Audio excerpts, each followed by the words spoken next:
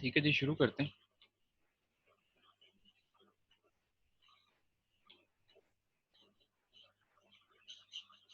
तो हमने किस तरह से फेच करने हैं जी, हम वाइल लूप को यूज कर रहे हैं।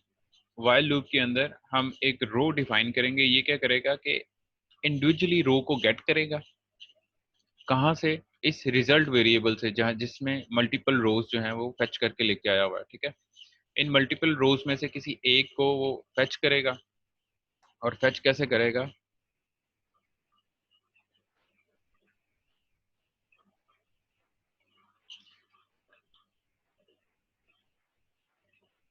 फेच अंडरस्कोर,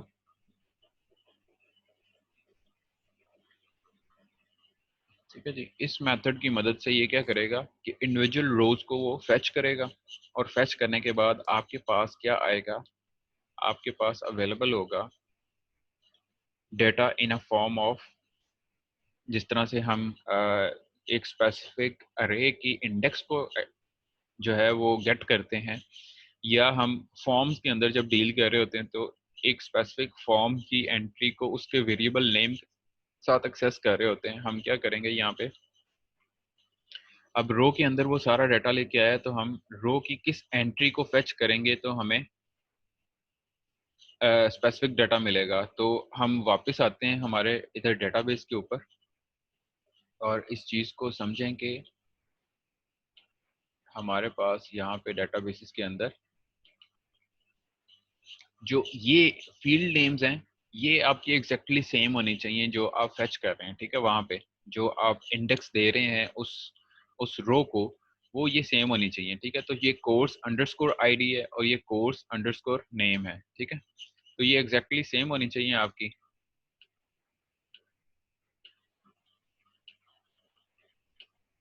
इसको हम लिखेंगे यहाँ पे, ये फेच करके लेके आए कोर्स अंडरस्कोर आईडी, और इसी तरह से रो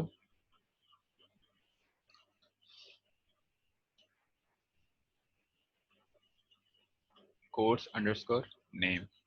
अब ये इस रो के वेरिएबल से लेके आएगा दोनों चीजें। लेकिन आप ये अगर देखें तो ये सिंपली क्या कर रहे हैं, हम यहाँ पे उस वैल्यू को एक्सेस कर रहे हैं, लेकिन उसको ना कहीं सेव करवा रहे हैं ना प्रिंट करवा रहे हैं कहीं। तो हम ये प्रिंट ऐसे करवा देते हैं यहाँ पे इको। ठीक है, इको कर दे इस रो को और साथ में लिख दे आईडी। आईडी जो वो ये है, और साथ में लिखे यहाँ पे डॉट आएगा, क्योंकि आप एक स्ट्रिंग और साथ में एक वेरिएबल को कंकैटिनेट कर रहे हैं। ठीक है, उसके बाद यहाँ पे भी जो है हम इसको ख़त्म करते हैं, एक ही लाइन के ऊपर सारी इको स्टेटमेंट को लिखते हैं। यहाँ पे भी हम डॉट लिखते हैं और कंकैटिनेट करते हैं किसके साथ, यहाँ पे हम कोर्स नेम लिख देते हैं, कोर्स नेम।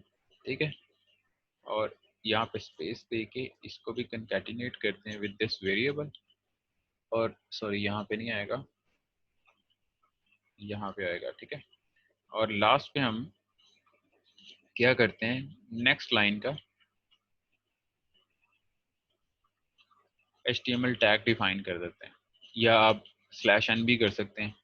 तो जो भी आपका दिल करे आप वो डिफाइन कर सकते हैं। ठीक है, तो इससे क्या होगा कि हर लाइन के ऊपर मेरा जो जितने भी ये फेच करके लेके आएगा रिकॉर्ड्स फ्रॉम द डेटाबेस, ये हर लाइन के ऊपर क्या है, दिखाता जाएगा। ठीक है, सेव करें, हमारे ब्राउज़र पे वापस आए और इसको हम रिफ्रेश करते हैं। एक हमसे ये हुआ है कि हम इसको भी जो है ना नेक्स्ट लाइन पे लेके जा सकते हैं। अब क्या होगा कि यहाँ पे एक रिजल्ट दिखाएगा और साथ में फिर नेक्स्ट लाइन करता जाएगा। तो पहला रिजल्ट जो है ना वो हमें सही नज़र नहीं आएगा, वो इसके साथ ही जुड़ जाएगा। ठीक है, तो इसको हम सही कर लेते हैं अपने कोड में जाके दोबारा से। और दूसरा ये करते हैं कि यहाँ पे जो कोर्स आईडी के साथ कोर्स लिखा हुआ आ रहा है, उसको थोड़ा सा सेपरेट करने की कोशिश करते हैं।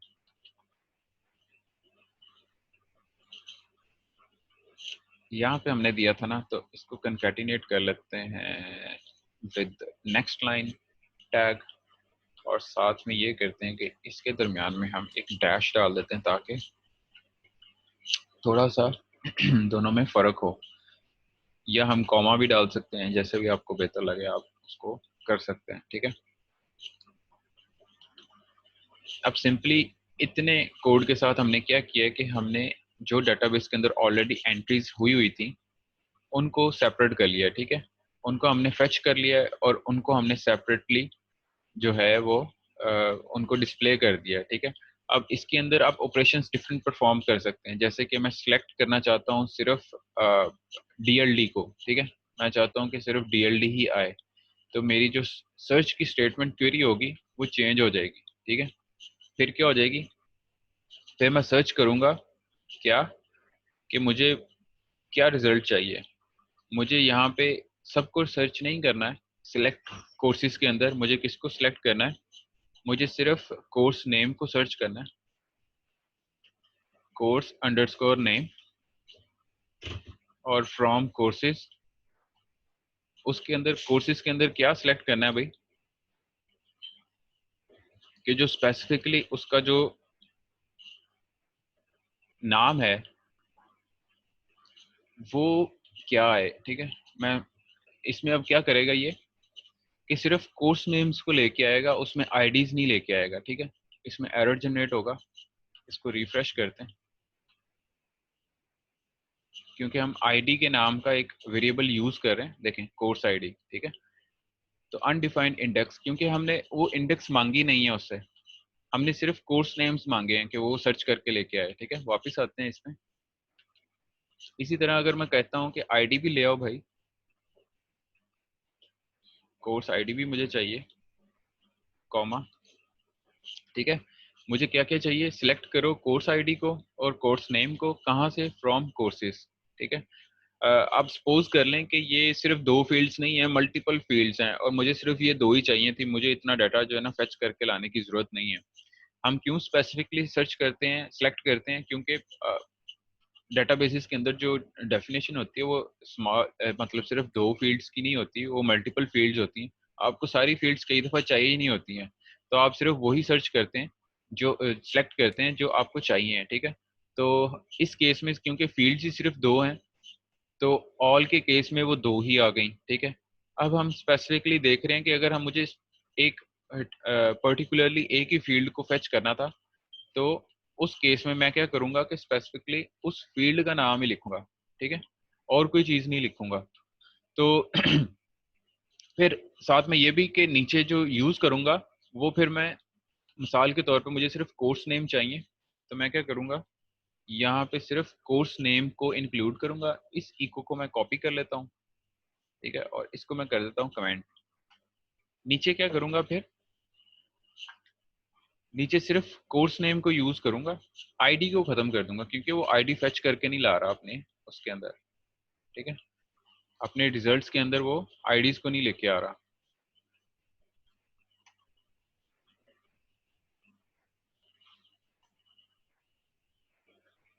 तो कोर्स नेम,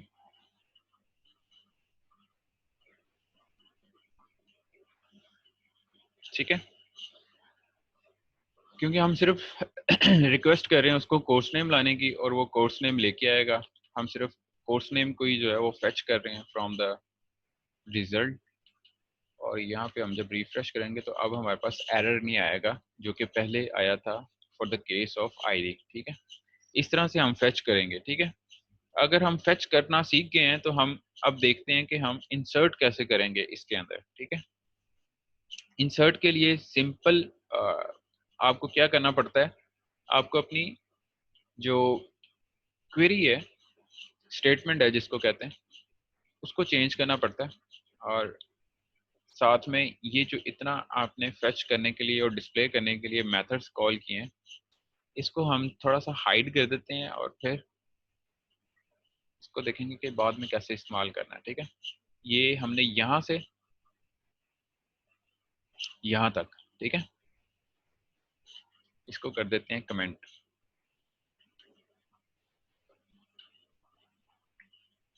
और साथ में यहाँ पे लिख देते हैं to fetch from the database, ठीक हो गया, और नीचे आ जाते हैं। अब अगर मुझे ऐसी इंसर्ट करना है डेटाबेस के अंदर, तो उसका क्या स्टेटमेंट होगी? उसमें हमारी स्टेटमेंट जो है ना वो यहाँ से चेंज हो जाएगी। इसको भी कॉपी करके इसके अंदर ले जाता हूँ, ताकि जब भी फैच करने की बारी आए तो हमारे पास दोनों स्टेटमेंट्स लिखे हों। ठीक है, अब हमारी स्टेटमेंट उसमें चेंज हो जाएगी। उसमें स्टेटमेंट क्या चेंज होगी जी? आपको ये याद है कि कोर्स टेबल के अंदर, ठीक है, कोर्स टेबल के अंदर सिर्फ दो एंट्रीज हैं, कोर्स अंडरस्कोर आईडी और कोर्स अंडरस्कोर नेम। तो हमारी स्टेटमेंट चेंज हो जाएगी। मैं सारी मिटाता हूँ और फिर लिखता हूँ ताकि आप लोग कंफ्यूजन ना हो। इंसर्ट, ठीक है, इंसर्ट के नाम से आप स्टेटमेंट डिफाइन करेंगे, कहाँ कहाँ इंसर्ट करना चाहते हैं। ठीक है, इनटू, यहाँ पे आप क्या बताते हैं? टेबल का नाम बताते हैं। तो टेबल का नाम क्या है? कोर्स टेबल का नाम है। ठीक है, और साथ में अब बताते हैं कि किस किस कॉलम में आपने ऐड करना है। हमने ऐड करना है, इंसर्ट करना है कोर्स अंडरस्कोर आईडी में और कोर्स अंडरस्कोर नेम में। ठीक है, इन दोनों में ऐड करना है। और क्या ऐड करना है अब हम वो प्रोवाइड करेंगे। ठीक है हमने इंसर्ट करना है इनटू कोर्स, जिस टेबल के अंदर क्या क्या इंसर्ट करना है, उसका आईडी और साथ में उसका नेम। आई थिंक आईडी जो है वो वहाँ पे ऑटो इंक्रीमेंट है, तो हमें यहाँ पे आईडी देने की जरूरत ही नहीं है। ठीक है, वो ऑटोमेटिकली इंक्रीमेंट करेगा, ऑटोमेटिकली अपने आप को जो है ना वो सेट करता जाएगा जिस भी वैल्यू पे उसने सेट करना होगा। जहाँ पे भी उसका इंक्रीमेंट जो है वो लास्ट स्टेज पे होगा। हो सकता है कि lastly entry number 3, ID number 3 जो है वो क्रिएट की थी और हमने डिलीट कर दी थी, तो वो फिर नेक्स्ट क्या करेगा कि आईडी नंबर 4 से स्टार्ट करेगा, क्योंकि उसका जो पॉइंटर है वो आईडी नंबर 4 के ऊपर स्टैंड कर रहा है। ठीक है, तो रिपीट नहीं करेगा वो आईडीज को, अगर आपने दरमियान में से या किसी लास्ट पॉइंट पे से उसको डिलीट कर दिया। ठीक है, अब यहाँ पे हम वैल्यूज डिफाइन करेंगे। क्या जी? Insert into course, course name के अंदर हमने इंसर्ट करना है, उसकी वैल्यू क्या होगी? ठीक है जी, वैल्यूज, वैल्यूज हम दे देंगे यहाँ पे, क्योंकि आप स्ट्रिंग डिफाइन कर रहे हैं तो आप कॉमास के अंदर डिफाइन कर देंगे नया course, for example digital marketing. ठीक है, ये आपने स्ट्रिंग डिफाइन कर दी और लास्ट पे सेमीकोलन आएगा। ठीक है, अब ये आपने इंसर्ट की मदद से एक स्टेटमेंट डिफाइन कर दी है जो क्या बता रही है? इंसर्ट करना है। ठीक है, कहाँ पे? इनटू कोर्सेज के अंदर। ठीक है, कोर्सेज के अंदर कहाँ पे इंसर्ट करना है जी? वो फील्ड्स आप बता देते हैं जिन फील्ड्स के अंदर आपने इंसर्ट करना है, उनकी वैल्यूज बता देते हैं जो स्पेसिफिकली आप इंसर्ट करना चाहते हैं। ठीक है, डिजिटल मार्केटिंग। उसके बाद क्या करते हैं? उसके बाद सिंपली इस क्वेरी को रन करते हैं जी, किसकी मदद से? सेम इस स्टेप की मदद से। ठीक है, ये क्या करती है? क्वेरी को रन कर देती है। उसके बाद आप चेक करते हैं, इसका रिजल्ट आपने गेट कर लिया फॉर एग्जांपल। अब इस केस में क्या रिजल्ट होगा? ये इंसर्ट कर रही है ना, तो ये यहाँ पे ट्रू या फॉल्स आएगा। अगर तो जो रिजल्ट है, ये जो क्वेरी है वो रन हो गई है और इंसर्ट हो गया है, तो ये आपको रिटर्न करेगा ट्रू, अदरवाइज क्या करेगा? फॉल्स। तो आप यहाँ पे नीचे स्टेटमेंट चेक कर सकते हैं, इफ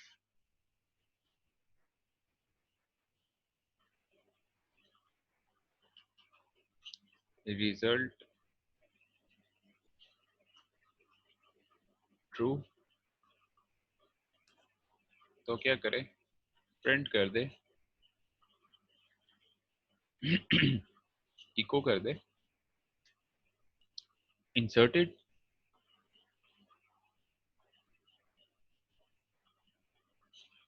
या लिख दे न्यू रिकॉर्ड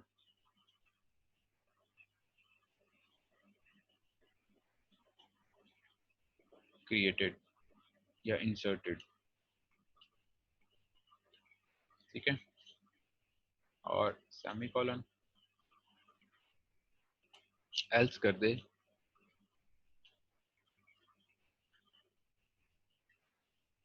इको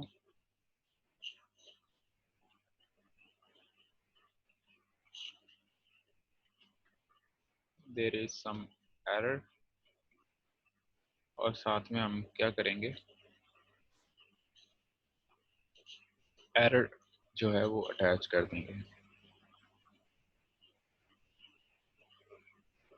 $, कनेक्शन, और ये हमें एरर देगा ERROR एरर, ठीक है, जो भी एरर जनरेट हुआ होगा for specifically running this query, ठीक है। यहाँ पे जो भी एरर जनरेट होगा वो हमें यहाँ पे प्रोवाइड कर देगा इसके अंदर, ठीक है। तो सिंपली हम इसको रन करके देखते हैं, ब्राउजर पे आते हैं, अब इसको इसी पेज को रिफ्रेश करते हैं, ठीक है जी। न्यू रिकॉर्ड इंसर्टेड, इंसर्ट हो गया। अब यहाँ पे आके इसको रिफ्रेश करते हैं कि यहाँ पे क्या स्टेटस चेंज होता है कि नहीं, ठीक है, क्योंकि आपने डाटाबेसिस के अंदर एंट्री की है ना, तो वेरीफाई करें कि आपकी एंट्री जो है वो सक्सेसफुली मेड हो गई है कि नहीं। अगर एक दफ़ा आप वेरीफाई कर लेते हैं और आपके रिजल्ट जो हैं वो अकॉर्डिंगली वैसे ही हैं जैसे आप चाह रहे थे, तो आप फिर इजीली जो है ना फर्दर क्वेरीज भी ऐड कर सकते हैं, ठीक है। ठीक है जी। तीसरे नंबर पे आपके क्या आ गया, डिजिटल मार्केटिंग आ गया, ठीक है। अब हम ये देखते हैं कि मल्टीपल इंसर्शंस कर सकते हैं हम, लाइक एक क्वेरी को बार बार, यानी कि अगर हमने 10 कोर्सेज को ऐड करना था, तो क्या 10 के लिए हमें बार बार यही काम करना पड़ेगा, या हम मल्टीपल क्वेरीज को भी ऐड कर सकते हैं, ठीक है। तो हम यहाँ पे मल्टीपल क्वेरीज को ऐड कर सकते हैं, लेकिन हर एक क्वेरी के लास्ट पे क्या होगा, सेमीकोलन के साथ उसको सेपरेट करेंगे, ठीक है। यानी कि लास्ट पे उसके सेमीकोलन आएगा, कहाँ पे वो देखते हैं कहाँ पे आएगा, ठीक है। हम इसी को कॉपी कर लेते हैं, इसी हमारी एसक्यूएल क्वेरी को, और क्या करते हैं, किसी को याद हो कि हम ये वाला साइन यूज करते थे, प्लस इक्वल्स। अगर मैं ये लिखता हूँ x प्लस इक्वल्स 1, तो इसका क्या मतलब है, यहाँ पे वेरिएबल्स $साइन के साथ होते हैं ना, तो ऐसे लिख लेते हैं। इसका क्या मतलब होता है, x प्लस इक्वल्स 1। अपने हाथ रेज करें अगर जिनको आंसर्स आते हैं।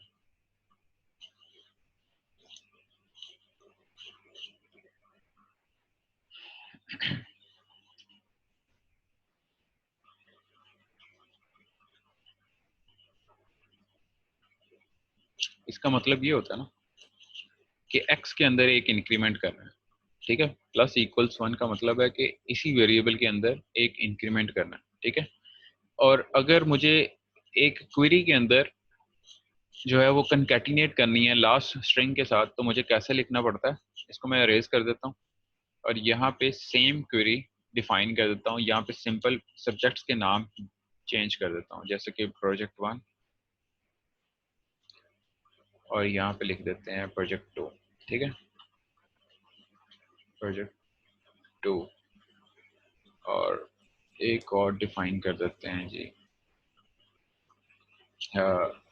इंट्रो टू कंप्यूटिंग,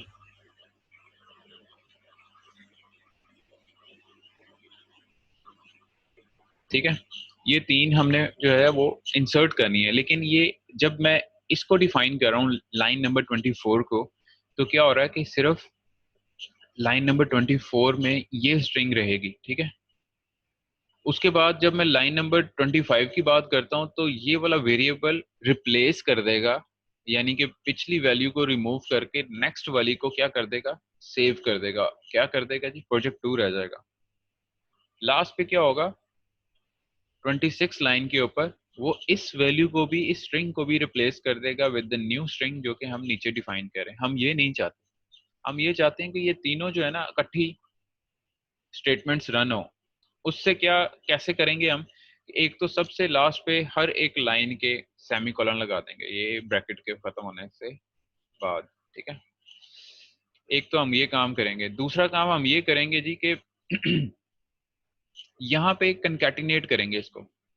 कंकैटिनेट कैसे करेंगे जी, इसको किस तरह से जोड़ के रखेंगे हम, वो हम इस तरह से जोड़ के रखेंगे कि ये स्ट्रिंग हमने डिफाइन की, जैसे मैंने आपको बताया था कि x प्लस इक्वल्स का मतलब ये है कि वो x के अंदर ही जमा करता है, तो हम यहाँ पे कंकैटिनेट का साइन इक्वल्स यूज करेंगे। ये क्या करेगा, इसी स्ट्रिंग के साथ कंकैटिनेट करेगा अगली स्ट्रिंग को, ठीक है।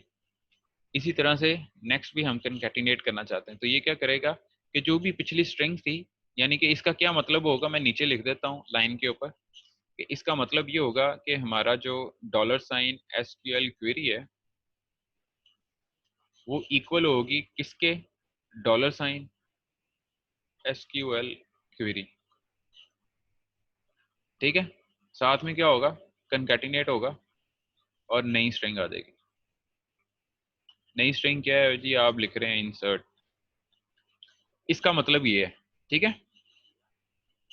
इस लाइन का मतलब क्या है, जो डॉट इक्वल्स हम लिख रहे हैं उसका मतलब क्या है, उसका मतलब ये है कि SQL query equals SQL query dot concatenate करेगा किसको, ये जो नई स्ट्रिंग यहाँ पे डिफाइन कर रहे हैं लाइन नंबर 25 के ऊपर, ये वाली स्ट्रिंग, ठीक है, वो यहाँ पे आ जाएगी। मैं इस तरह से कॉपी करके यहाँ पे पेस्ट कर देता हूँ ताकि आप लोग क्लियर हो जाएं कि उस लाइन नंबर 25 का मतलब क्या होगा, ठीक है। Line number 25 is equal to line number 28, ठीक है। ये दोनों लाइन सेम है, या तो मैं ऐसे लिख दूं या मैं डॉट सिर्फ साइन वहां पे यूज करूं ताकि वो पिछली स्ट्रिंग को कंकैटिनेट कर दे। इसको मैं रिमूव कर देता हूं।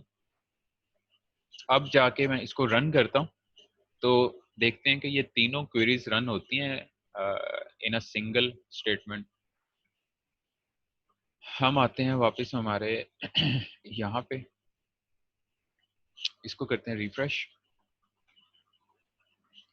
तो there is some error, you have an error in your SQL syntax, check the manual that correspond to your, ठीक है। ये चेक कर लेते हैं हमें कहाँ पे एरर आया। Insert into course, course name values project 2, ठीक है। प्रोजेक्ट 2 के अंदर जो है ना वो एरर आया है, और insert into courses eight line 1, वो चेक कर लेते हैं हमारा कहाँ पे एरर है, ठीक है। माइट भी कोई सिंटैक्स वाइज हमने,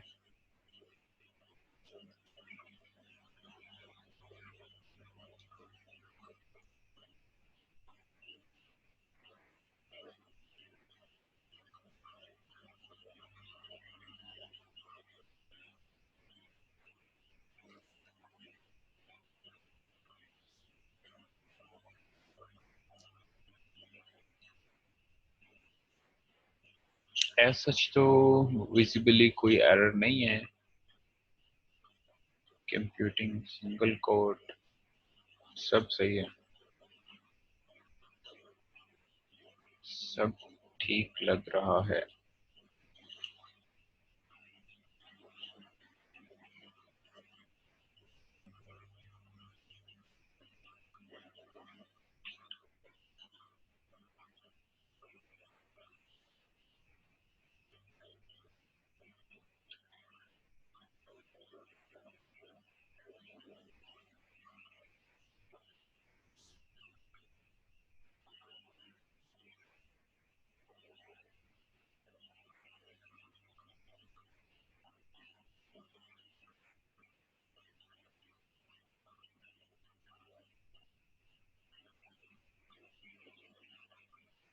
अच्छा, बाज़ाहिर तो सब ठीक है।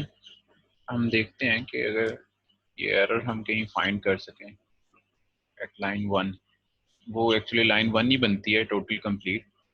तो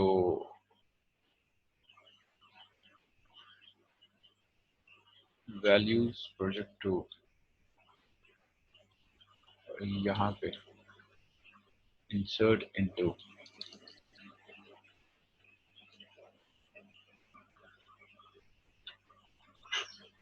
इस लाइन और इस लाइन के दरमियान में कहीं स्पेसिफिकली यहाँ और यहाँ,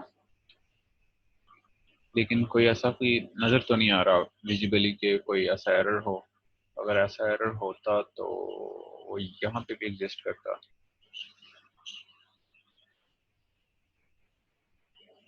एनी हो, आप मल्टीपल जो क्वेरीज हैं उनको इस तरह से जो है वो आप एक्सिक्यूट करवा सकते हैं, ठीक है।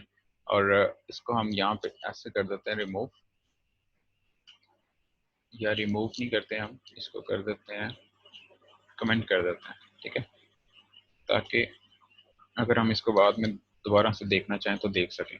ठीक है जी, मल्टीपल क्वेरीज को हम एक दफ़ा दोबारा से देख लेंगे, क्या पता वो तब एक्सिक्यूट हो जाए। हम इसको प्रोजेक्ट 1 को एक्सिक्यूट करके देखते हैं, रिफ्रेश, तो आपका जो न्यू रिकॉर्ड है वो बन गया है। अब नेक्स्ट देखते हैं कि हमने इन रिकॉर्ड्स को डिलीट कैसे करना है, ठीक है, और अपडेट कैसे करना है। तो सबसे पहले हम अपडेट देखते हैं और फिर उसके बाद डिलीट को देखते हैं कि डिलीट कैसे करेंगे। तो फर्स्ट विल सी, ठीक है जी, आपका प्रोजेक्ट 1 के नाम से बन चुका हुआ है। ठीक है जी, अपडेट कैसे करेंगे। अपडेट भी सिंपल एक स्टेटमेंट है, वो क्या करती है कि आप इंसर्ट की जगह लिख देते हैं अपडेट। इसको मैं कर देता हूँ कमेंट और करता हूँ इसको कॉपी और नीचे आ जाते हैं, ठीक है, यहाँ पे पेस्ट कर देता हूँ और इसको मद्देनजर रखते हुए आपको अपडेट के बारे में बताता हूँ। एसक्यूएल क्वेरी, ठीक है, एसक्यूएल क्वेरी हमने क्या स्ट्रिंग डिफाइन करनी है जी। अपडेट के केस में हम क्या डिफाइन करते हैं, हम लिखते हैं उसका जो सिंटैक्स होता है यूपी अपडेट। अच्छा, एक चीज नोट करनी कि जो इसके अपने कीवर्ड्स हैं, जैसे कि इंसर्ट है कीवर्ड, इनटू है कीवर्ड, ठीक है, वैल्यूज, फ्रॉम, ये सारे क्या आते हैं, कैपिटल लेटर्स में आते हैं, ठीक है। अपडेट टेबल का नाम, ठीक है, कहाँ अपडेट करना है, कोर्स के अंदर अपडेट करना है भाई, कोर्स में अपडेट करना है, सॉरी, कोर्स में अपडेट करना है। क्या अपडेट करना है वहां पे, सेट करना है, सेट करो किसको, हम यहाँ पे बताते हैं उस फील्ड का नाम और साथ में उसकी वैल्यू दे देते हैं। तो फील्ड का नाम हम बताना चाह रहे हैं कि आप कर दो कोर्स नेम को चेंज करो, कोर्स अंडरस्कोर नेम, उसकी वैल्यू रख देते हैं हम, क्या रख देते हैं जी, इक्वल्स,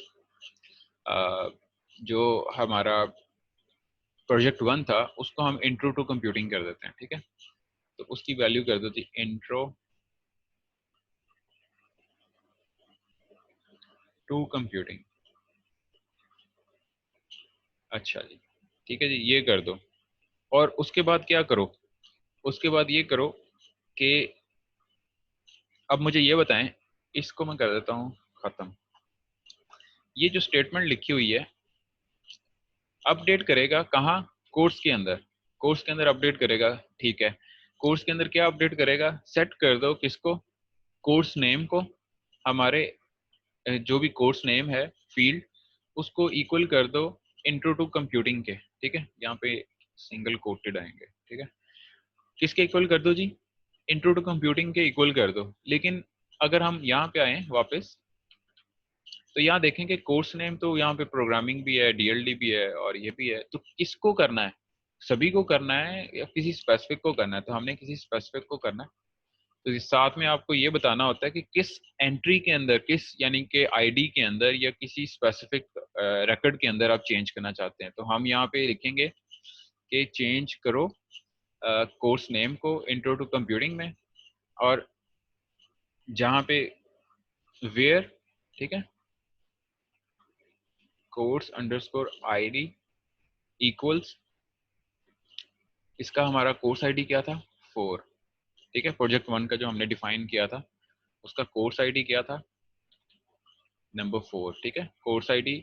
अब हमारी स्टेटमेंट कंप्लीट हो गई है। हम प्रोजेक्ट 1 को चेंज करना चाहते हैं इंट्रो टू कंप्यूटिंग में, ठीक है। अपडेट करो कोर्स टेबल के अंदर, उसके अंदर जो कोर्स, जो स्पेसिफिकली फील्ड है कोर्स नेम की, उसको कर दो इंट्रो टू कंप्यूटिंग में। जब आईडी नंबर 4 हो, ठीक है, जब कोर्स आईडी इक्वल्स क्या हो, 4 हो, ठीक है, इसको कर देते हैं रन। लेकिन यहाँ पे हम थोड़ा सा वर्ड अपने चेंज कर लेते हैं, बाकी हमारी जो ऑलमोस्ट सेम होगी। इफ स्टेटमेंट चेक करना हो ये वो उसको रन करना, तो हम यहाँ पे लिख देते हैं अपडेटेड, ठीक है, और ये न्यू नहीं है, रिकॉर्ड अपडेटेड, अगर ये ट्रू आएगा, ठीक है, अदरवाइज वो हमें एरर बता देगा। तो हम चलते हैं, इसको सेव करते हैं, ब्राउजर पे चल के हमारे पेज को रिफ्रेश करते हैं यहाँ पे, ठीक है, रिफ्रेश कर रहा हूँ मैं, रिकॉर्ड अपडेटेड, और अपनी डेटाबेसेस के अंदर भी देखते हैं कि वो चेंज हो गया है या नहीं, ठीक।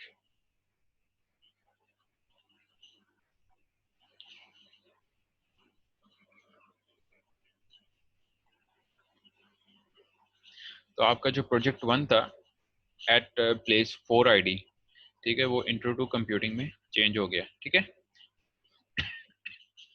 इसी तरह से आप क्या कर सकते हैं, मल्टीपल अपनी एंट्रीज को अपडेट कर सकते हैं as per your need, simply इस स्टेटमेंट को लिखते हुए, ठीक है। इसमें जो चीजें मद्देनजर रखने वाली हैं वो यहाँ पे मद्देनजर रखने वाली हैं कि यहाँ पे टेबल नेम आता है, ठीक है,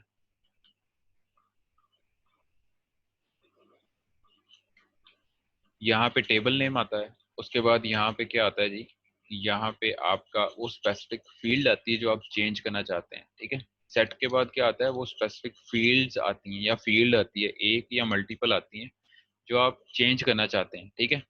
और नेक्स्ट क्या होता है जी कि आप ये बताते हैं कि कौन सी ऐसी एंट्री होगी, कौन सी ऐसी आईडी होगी, या आप इसमें नाम के साथ भी सर्च कर सकते हैं, ठीक है। लेट्स सपोज मैं चेंज करना चाहता हूँ नाउ सेकंड एंट्री को, सेकंड आईडी को, ठीक है, जिसमें लिखा हुआ है डीएलडी, ठीक है। तो डीएलडी को हम प्रोजेक्ट 1 में कन्वर्ट करते हैं और वापस आते हैं, यहाँ पे लिखेंगे हम क्या, कोर्स नेम को कर दो project 1, where course name equals, यहाँ पे हम उसके अकॉर्डिंग ही डीएलडी लिख देंगे, ठीक है। अब ये क्या करेगा, सर्च करेगा पहले, उसे जहाँ पे कोर्स नेम डीएलडी मिलेगा उसको देखेगा, और फिर उसकी जगह पे क्या करेगा, प्रोजेक्ट 1 जो है वो रिप्लेस कर देगा। सेव करते हैं, रन करके देखते हैं इसको,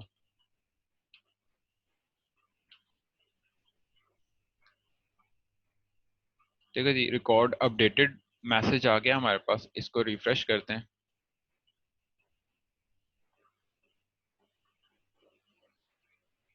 your second record should be now project 1, ठीक है। तो आप देखें कि आपका सेकंड रिकॉर्ड क्या है, प्रोजेक्ट 1 में चेंज हो चुका है, ठीक हो गया। ये हमारी होगी अपडेट की, और लास्ट हमारी रह गई है डिलीट की, कि हम किस तरह से डिलीट करेंगे, ठीक है। तो डिलीट की केस में हम क्या करते हैं, सिंपली सबसे आसान जो है ना वो डिलीट वाली होती है। आप सिर्फ बता देते हैं कि इसको डिलीट कर दो भाई, उसमें यानी कि आपने बताना होता है कि डिलीट, यहाँ पे डिलीट लिखते हैं और साथ में टेबल लिख देते हैं कि इस टेबल में से डिलीट करना है, और साथ में फिर साथ में वेयर की कमांड आ जाती है कि यानी कि वो सर्च करे कि किस एंट्री को डिलीट करना है, उसके बाद आप उसको डिलीट कर देते हैं, ठीक है।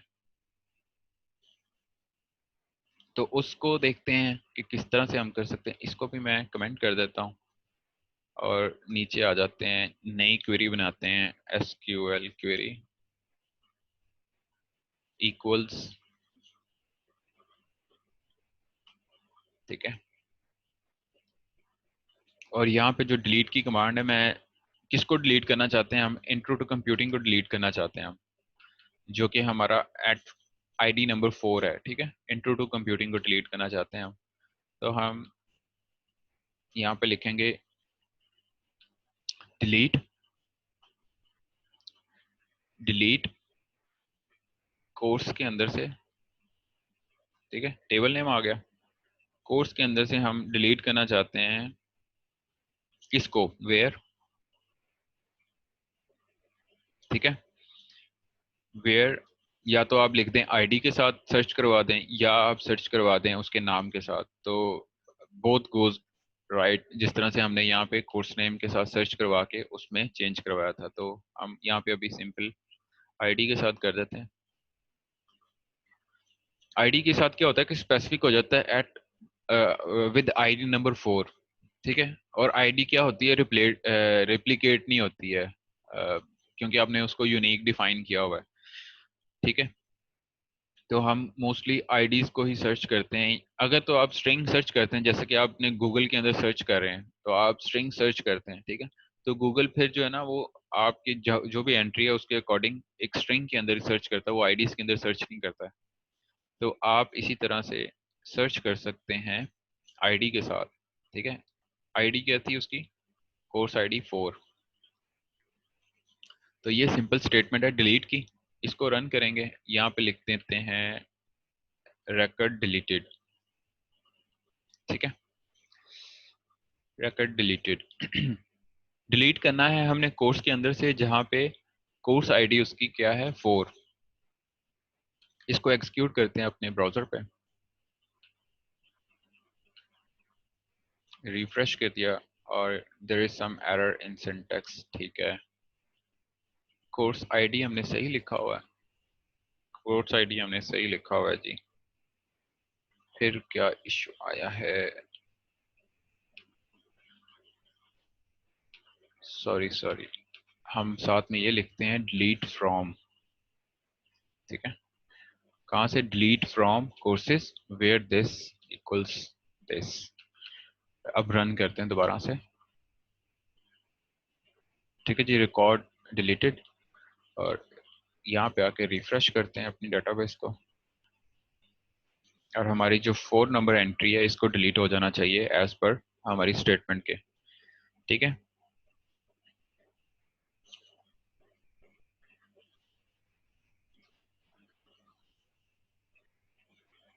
ठीक है जी, एंट्री नंबर 4 जो है वो डिलीट हो गया। अगर हम यहाँ पे मल्टीपल एंट्रीज की भी बात कर सकते हैं कि फॉर एग्जांपल आप सर्च करते हैं और उन मल्टीपल एंट्रीज को जो है वो डिलीट करवाना चाहते हैं, जैसे कि एक ही नाम से बहुत सारी एंट्रीज हैं, ठीक है। तो आप चाहते हैं कि जितनी भी एंट्रीज एक नाम से हुई हुई हैं वो सारी डिलीट हो जाएं, तो आप इसी की मदद से वो डिलीट कर सकते हैं कि आप डिफाइन कर दें। Let's suppose intro to computing जो है ना वो 3 बार इंसर्ट हो गया था, तो आप सारे जो इंट्रो टू कंप्यूटिंग है उनको डिलीट करना चाहते हैं, तो यहाँ पे आप क्या करेंगे, कोर्स अंडरस्कोर नेम करके और इंट्रो टू कंप्यूटिंग करेंगे, वो जितने भी उसको इंट्रो टू कंप्यूटिंग मिलेंगे वो सबको डिलीट करता जाएगा, ठीक है। तो आज हमने मेनली सीखा है कि किस तरह से हम डिलीट कर सकते हैं, किस तरह से हम अपडेट कर सकते हैं, किस तरह से हम इंसर्ट कर सकते हैं, और किस तरह से हम फेच कर सकते हैं। तो ये 4 बेसिक स्टेटमेंट्स हैं। इन्हीं को यूज करते हुए मल्टीपल जो है ना वो और किस्म की स्टेटमेंट्स बन जाती हैं, जैसे कि आप जो है ना वो मल्टीपल फेच करके लाना चाहते हैं। आप सिंपल एक एंट्री नहीं लाना चाहते, आप चाहते हो कि जॉन के नाम से जो जितनी भी एंट्रीज पड़ी हुई हैं आपके डेटाबेसेस के अंदर वो सारी आप विजिबल करवाना चाहते हैं, ठीक है। फॉर एग्जांपल अगर स्टूडेंट सर्च कर रहे हैं आप, तो आपने लिखा है जॉन, तो आप जॉन को सर्च करवा लेते हैं विद इन दैट टेबल और या डेटाबेस, ठीक है। उसके अंदर आप सर्च करवा के जितनी भी एंट्रीज जॉन के नाम से बनी होती हैं आप उनको क्या करवाते हैं, आप उनको सिंपली डिस्प्ले करवा देते हैं ऑन योर स्क्रीन, ठीक है। अच्छा, ये हमारा ना कुछ एक्टिविटी रह गई है, वो हम दोबारा से सेशन स्टार्ट करते हैं।